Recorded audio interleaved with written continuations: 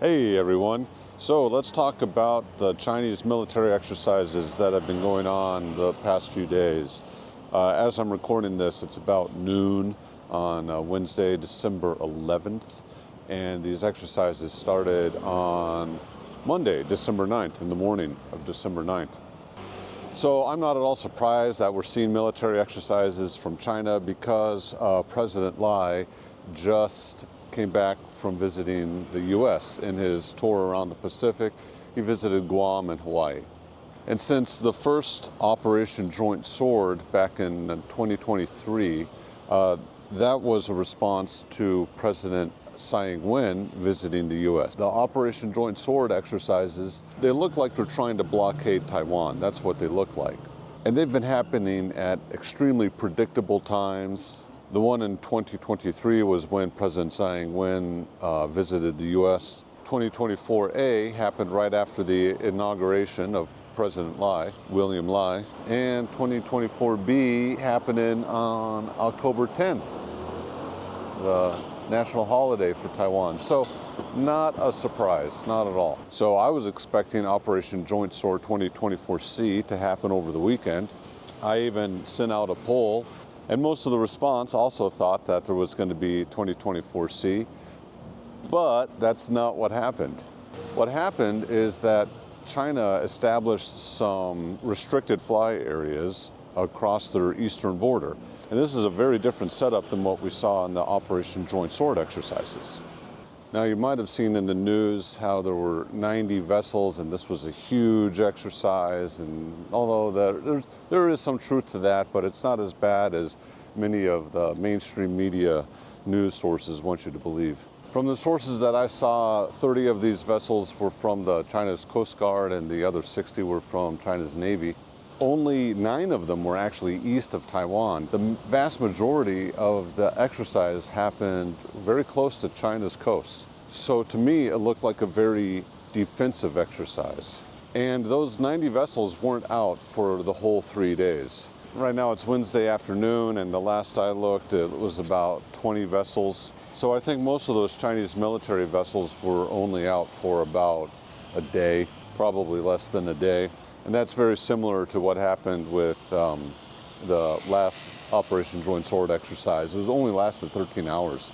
The China Times, they reported that this exercise had nothing to do with President Lai's visit to Hawaii and to Guam, and that it was actually like 70 days of planning was required for this. And I don't believe that at all. I mean, I am critical of what the Chinese military claims, but they're still a functional military. And it's not like they just did anything all that complex. After all they did was sail near their own coast for about a day. How does that require over 2 months of planning? So I think this is obviously a reaction to President Lai's visit to the U.S. territories. We'll put a pin in that. We'll come back to that. Even though China set up restricted air zones, it didn't affect any commercial flights whatsoever. There were no live fire exercises. Now, from the Chinese perspective, I think that this exercise was probably most useful to gauge the readiness and the maintenance requirements needed for about 20% of their fleet.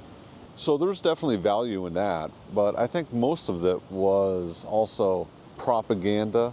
It certainly didn't intimidate or disrupt life in Taiwan at all. You would only know it was happening if you watched the news. And even then, it's kind of a minor news story here in Taiwan. I mean, right now, the international news has been mostly occupied with Syria and the end of the Syrian civil war. But yeah, it went from 90 vessels on Monday down to about 20 here on Wednesday, and I think about 47 aircraft, if I remember right. But there are a couple of unknowns, like why didn't China have an Operation Joint Sword 2024C? Why is this military exercise more of a defensive exercise than a blockading exercise? And I have a couple of theories, but I don't know for sure. One idea is that it has to do with the election in the U.S., with Trump being the new president. Now, although Trump isn't president yet, according to Trump, he spoke with Xi Jinping last week.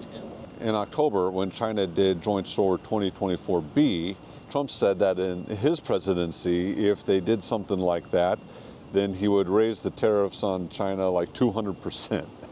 And I think that might be one of the big reasons why China decided that this exercise is not going to be a blockading exercise, and they're not going to call it Joint Sword 2024C.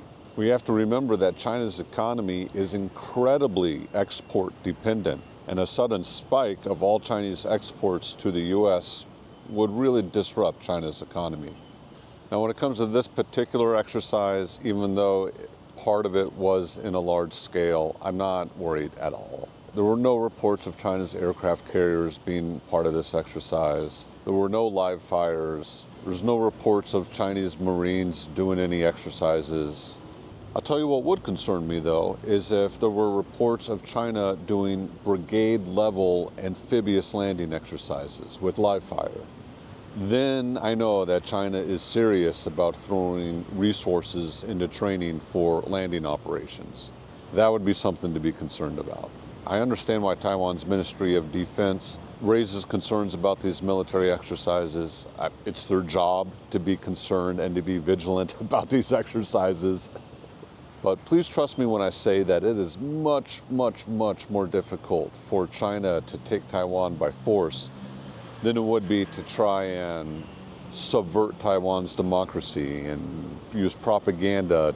The real threat to Taiwan from China are cyber attacks and corruption, collusion, propaganda, this type of thing. But that's only if Taiwan remains vigilant and has a well-funded, well-trained military.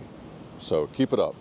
In any sort of conflict, on the tactical level, on the strategic level, even in sports, even in things like boxing or like video games or chess, in any sort of conflict, you want your enemy, your opponent, reacting to you. You don't want to be constantly reacting to your opponent. And China, with all these military exercises that are always reactions to Taiwan, they've put themselves in a difficult position. I think that they feel that they have to react to things like President Lai visiting Hawaii, visiting Guam, and that they would appear weak if they didn't react. So my advice to Taiwan's government is to send the president or the vice president to Guam like once a month. How much does it cost for the president to fly to Guam? And if the response from the PLA is to spend millions of dollars in fuel and maintenance, that's a pretty good trade-off, I think. That's what we call a no-brainer. I personally think it would be hilarious if Taiwan actually did send the president or the vice president to Guam like once a month, and China's just like, oh, we can't afford to keep doing this every month. So the point is, stay calm. This isn't that big of a deal. It is interesting, however, that it's more defensive in nature than it is blockading. It makes me think that China might be a little concerned of American and Japanese aggression. Leaders in the Ministry of Defense, of course, are going to use strong language. I mean, it's their job. Their job is to be concerned about things that China is doing. And don't be too concerned about what mainstream media is saying, because they have to get clicks too, right? It's a business. Bad news spreads faster than good news. There's a phrase in the U.S. news media, if it bleeds, it leads, which means that the violent bad story is going to get the attention. Okay, I'm going to get some coffee and plan out my day. Here, I'll show you where I'm getting it at. Delight Coffee. They also have good cocktails. Hey, you have a good one. Thanks a lot for watching. I really appreciate it. Big thanks to my channel supporters. Thank you so much. Peace, love. I'll see ya.